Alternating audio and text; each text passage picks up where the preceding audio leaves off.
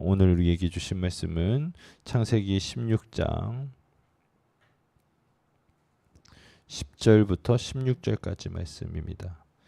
창세기 16장 10절부터 16절까지 말씀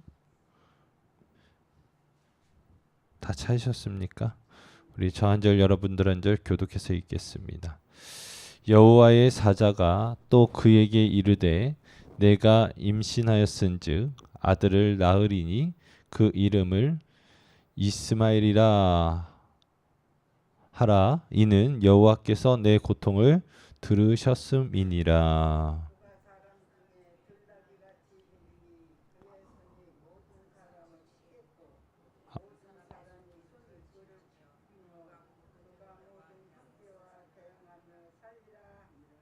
하갈이 자기에게 이르신 여호와의 이름을 나를 살피시는 하나님이라 하였으니 이는 내가 어떻게 여기서 나를 살피심으로 하나님을 배웠는고 함이라.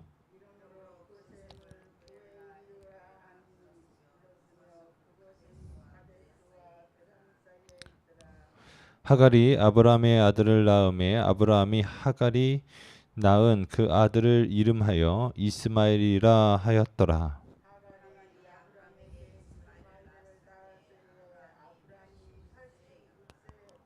아멘. 10절부터 읽어야 되는데 제가 11절부터 읽었죠. 10절 말씀을 보니까 여호와의 사자가 또 그에게 이르시되 내가 내 씨를 크게 번성하여 그 수가 많아 셀 수 없게 하리라. 아멘. 할렐루야. 오늘 계암교회 새벽 예배 오신 여러분들 한 분 한 분을 예수님의 마음으로 사랑하고 존경하고 축복합니다. 자, 우리가 이제 창세기 16장 내용을 같이 계속적으로 나누고 있는데 이제 오늘은 이제 10절부터 마무리를 좀 하도록 하겠습니다. 하나님께서는 여호와의 사자를 통해서 다시금 질서를 바로 잡았죠. 그래서 이제 다시금 사라에게 가서 순복하라고 말합니다. 여러분, 이집트 여인이었고 종이었으나 이 여인이 하나님의 말씀을 듣고 순종했다라고 말씀을 드렸어요. 어쩌면 우리보다 더 나은 사람일 수 있다라고도 말씀을 드렸습니다. 자, 그때에 하나님께서 그에게 약속해 주세요. 그에게 축복해 주십니다. 10절 말씀에 여호와의 사자가 또 그에게 이르되 내가 내 씨를 크게 번성하여 그 수가 많아 셀 수 없게 하리라라고 축복을 해줍니다. 여러분, 앞서 아브라함에게 약속하셨던 그 약속과 같아요. 해안가에 있는 모래와 같이 하늘의 별과 같이 내 자손을 많게 하리라 하셨던 것과 같아요. 11절 말씀에 봤더니 여호와의 사자가 또 그에게 이르되 내가 임신하였은즉 아들을 낳으리니 그 이름을 뭐라고 하래요? 이스마엘이라 하라. 이는 뭐라고 하는 것이죠?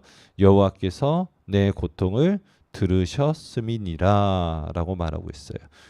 여러분, 이스마엘이라고 하는 것 자체가 여호와께서 들으셨다라고 하는 거죠. 여러분, 하나님께서 들으셨다라고 하는 것은 이 하갈의 고통의 소리를 들으셨다라고 하는 것이죠. 실질적으로 이 하갈이 사라에게 핍박을 받는 그 과정의 모든 이야기들을 들으셨다라고 하는 것과 함께 이제 여러분, 이 임신한 여인이 여러분 그 핍박에 못 이겨 결국 도망 나올 때에 어떤 마음이 있었겠어요? 그의 마음 가운데 두렵고 불안한 그 마음들을 가지고 있었을 것이다 라고 말씀을 드렸는데 여러분, 그 마음의 그 상태를 우리 하나님께서 어떻게 하셨다? 들으셨다 라고 하는 것이죠. 여러분, 저는 오늘 이날 우리가 좀 기억해야 될 것은 우리 하나님 어떤 분이시냐면 들으시는 하나님이신 거예요. 아멘이십니까? 오늘 이 새벽에도 여러분 이 자리에 오셔서 우리가 하나님 앞에 간구하는 모든 기도의 내용과 하나님 앞에 간구하는 모든 하나님 앞의 부르짖음을 우리 하나님께서 들으시는 줄 믿으시길 바랍니다. 여러분 그 믿음 없이 어떻게 이 새벽에 여러분 나와가지고 기도하겠어요? 무슨 얘기인지 아시죠?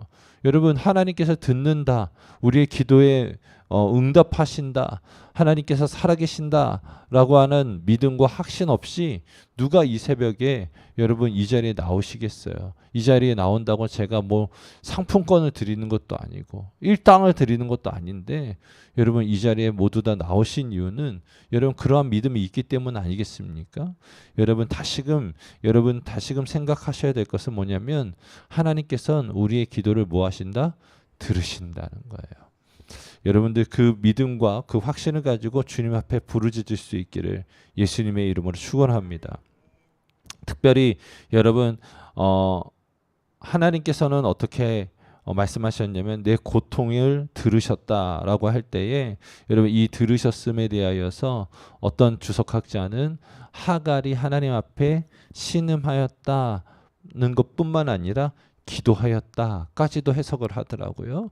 여러분 그래서 하갈이 마치 엘리에셀이 여러분 아브라함에게 부탁을 받잖아요. 야, 나 저 이삭을 좀 결혼시켜야 되는데 걱정이 많아.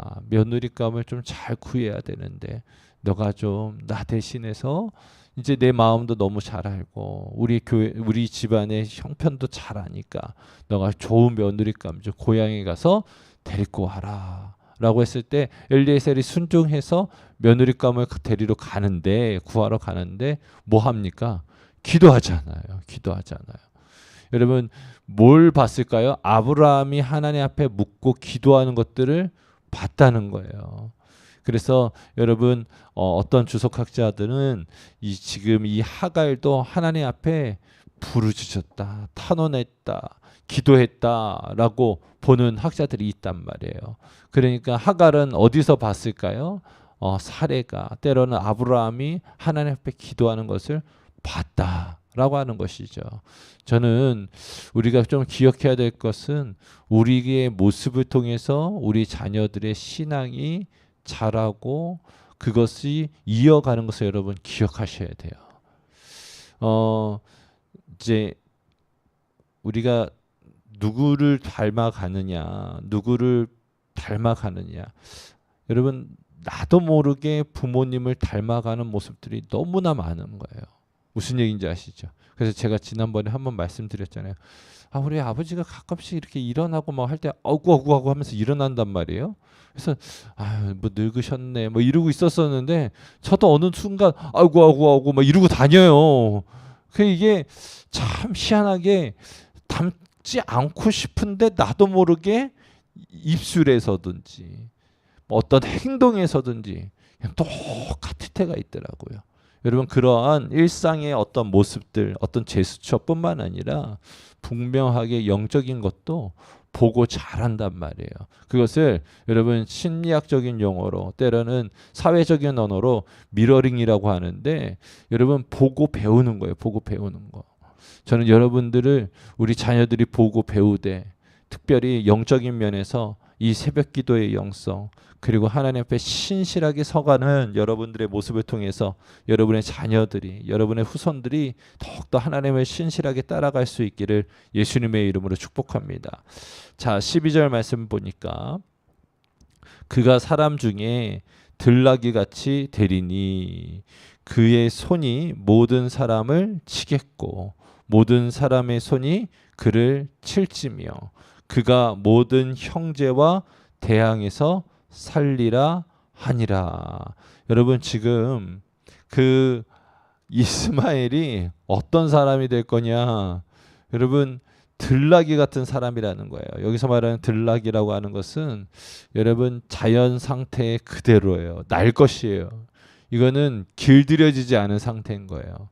그래서 그냥 어떻게 보면 이스마엘은 내 마음대로 사는 사람이라고 하는 그러한 생각을 좀 가지시면 좋겠습니다. 실질적으로 이 지역에 들나귀들이 참 많이 있었다고 합니다. 근데 지금은 없대요. 왜냐면 지금은 사람들이 다 잡아다가 그거 이제 집에서 키우고 그래서 그걸 이제 팔고 하다 보니까 결국은 들나귀가 그렇게 많지는 않은데 어찌됐든 여러분 이 지역에 들나귀들이 많이 있었었다라고 하는 여러 가지 학설들이 있는데 중요한 건 뭐냐면 그의 인생이 누구에게도 어떻게 보면 굽히지 않고 그냥 자기 마음대로 살아가는 모습들을 보게 되어지는 거죠.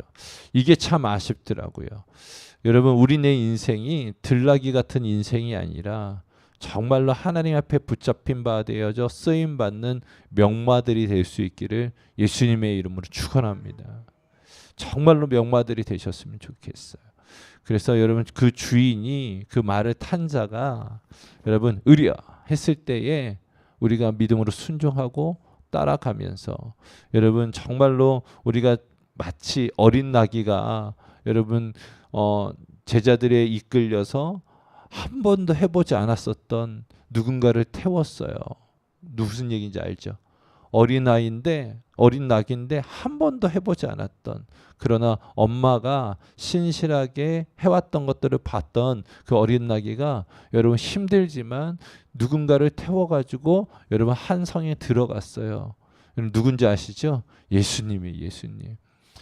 여러분 저는 소망하는 것은 우리가 마치 그런 이들이 되기를 소망합니다. 우리가 정말 예수님을 태우고 예수님이 가라고 하시는 그곳으로 주님이 보고 계시는 그곳으로 함께 나아갈 수 있는 자들이 될 수 있기를 예수님의 이름으로 축원합니다.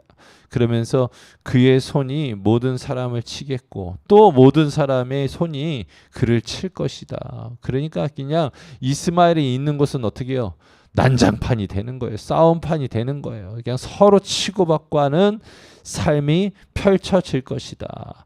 그가 모든 형제와 대항해서 살리라 하면서 여러분 이스마엘의 삶은 어떻게 해요? 그냥 치받는 삶인 거예요. 그런데 한편으로는 그런 것도 있어요. 그냥 왜 이렇게 이 이스마엘은 치받으면서 살까? 왜 이렇게 다투면서 살아야 될까? 여러분 그렇잖아요. 우리가 내 마음 가운데 평안이 있고요. 마음 가운데 안정감이 있으면 치받으면서 살지 않아요. 좀 부족하면 부족한 대로 여러분 살고요. 좀 넉넉하면 나누고 베풀면서 살 수 있어요. 그런데 내 마음 가운데 여러분 안정감이 없으면 어떻습니까? 그냥 치받으면서 사는 거예요. 자, 이스마엘이 그러지 않았겠는가 싶어요. 사실은 이제 태어나서 어느 때까지 잘 몰랐겠죠. 그러다가 진짜 자신의 삶이, 자신의 출생이, 자신의 인생이 어떻게 보면 좀 속상할 수 있지 않겠어요? 그 동생 이삭이를 보면서 여러분 마음 가운데 불안하고 아버지가 분명하게 우리 아버지인데 나는 언제 쫓겨날지 모르는 그러한 인생이었다는 것을 좀 느낄 때부터 여러분 어떻게 보면 마음이 불안하니까 그냥 치받을 수 있는 거죠. 자, 그러면서 어떻게 해요? 13절 말씀해 봤더니 하갈이 자기에게 이르신 여호와의 이름을 뭐라고 했어요? 나를 살피시는 하나님이라 하였으니 이는 내가 어떻게 여기서 나를 살피시는 하나님을 배웠는고 함이라 라고 말하고 있어요.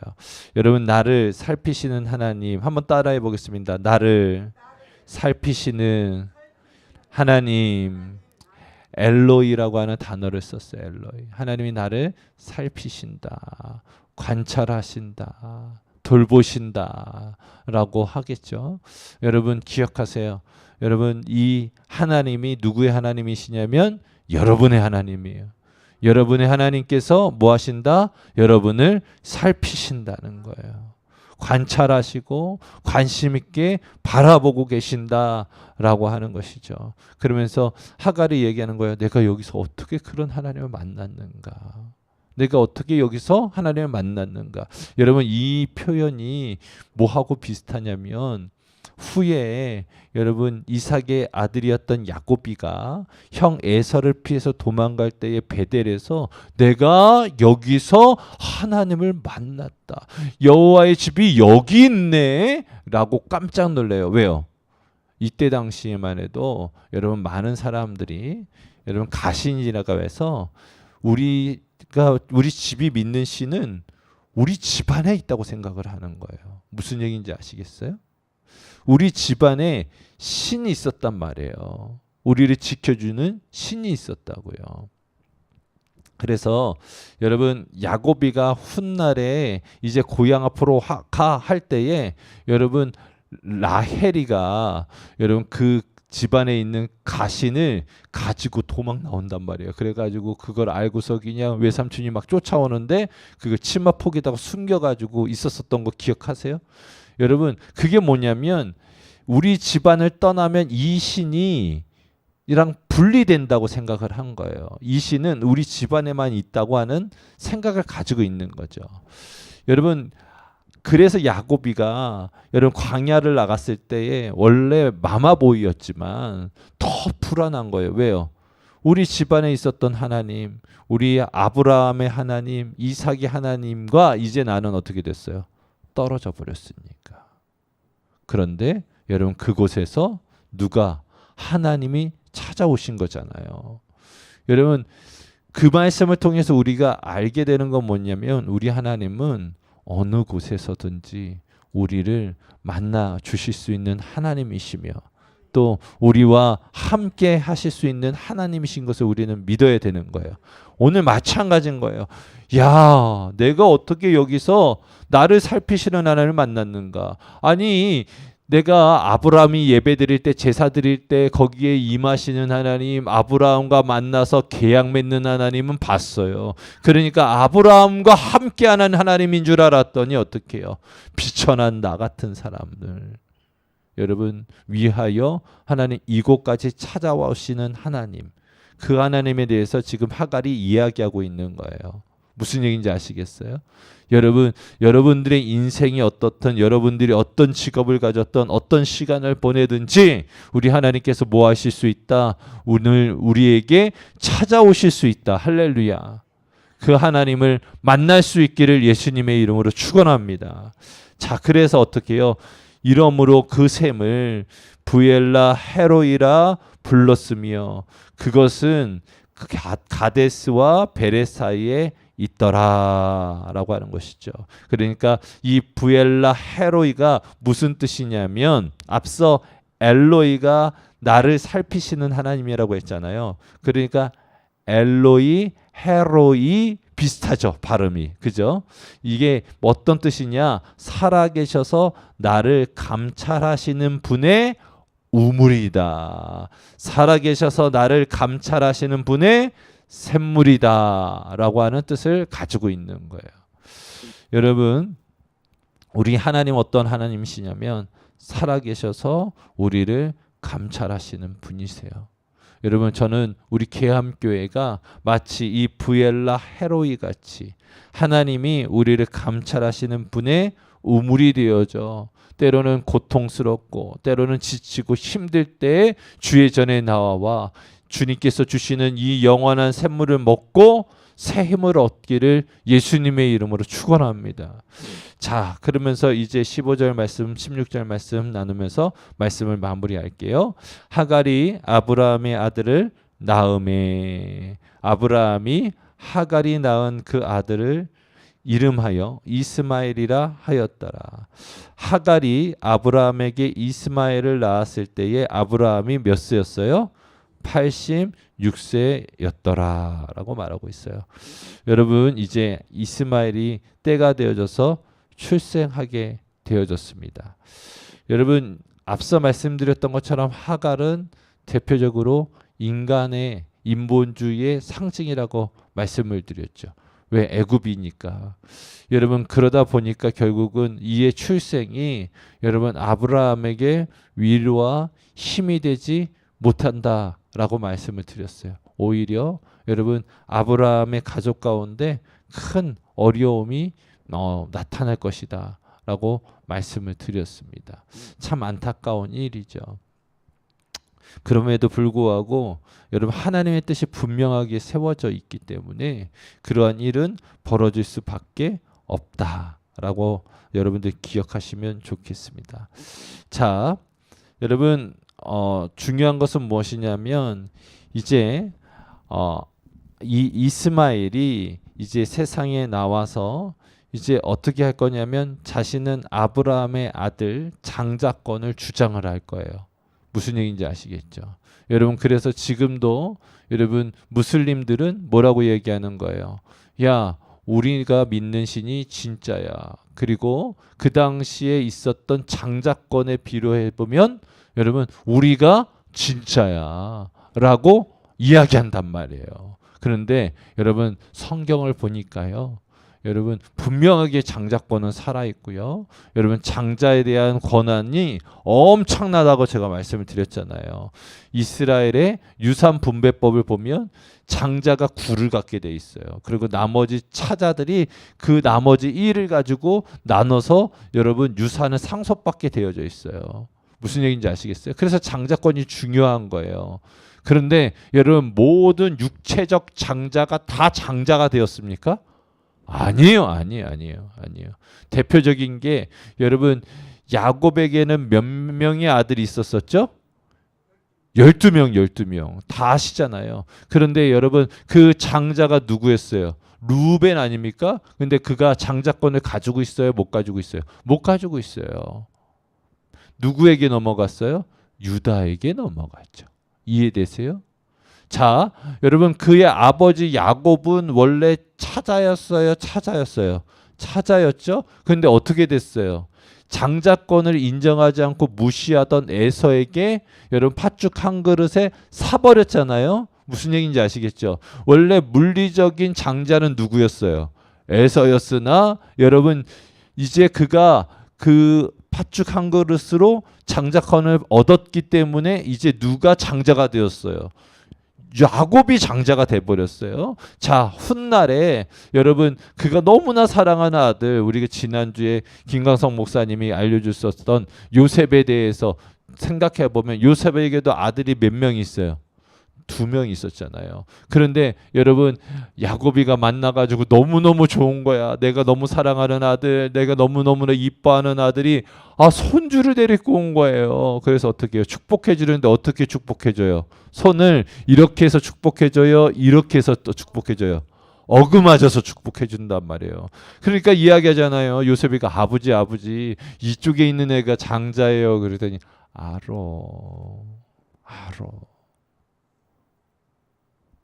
여러분 물리적인 장자가 참 장자가 되지 못할 수 있다라는 거예요. 이해되십니까? 그러면 어떤 자가 장자가 될 수 있겠습니까? 여러분 야곱이 여러분 눈에 보이는 겁니까? 장자가? 아니죠. 말씀을 통해서 듣고 믿는 거예요. 아멘이십니까? 여러분 르후벤이 결국은 하나님 앞에 범죄하고 여러분 중간에 다른 형제들이 있었으나 어떻게 해요? 하나님께서 유다를 선택하시고 특별히 유다 가운데 뭐가 있었어요? 사람을 살리고자 하는 귀한 마음이 있었어요. 그래서 결국은 요셉이가 팔려간 거 아닙니까? 여러분 어떤 사람이 장자고 리더냐면 생명을 귀히 여기는 자가 장자가 되고 리더가 된다는 거예요. 무슨 얘기인지 아시겠어요? 저는 소망하는 것은 오늘 이 자리에 있는 우리 성도님들 한 분 한 분이 집안에서 어떻게 보면 가장은 남편일 수 있고 때로는 아직 부모님일 수도 있겠습니다만은 여러분 영적인 가장은 여러분이 되시는 줄 여러분 믿으시길 바랍니다. 그래서 여러분 정말로 가정을 위해서 집안을 위해서 기도하는 여러분 영적인 가장들이 될 수 있기를 예수님의 이름으로 축원합니다. 우리 같이 찬양하겠습니다.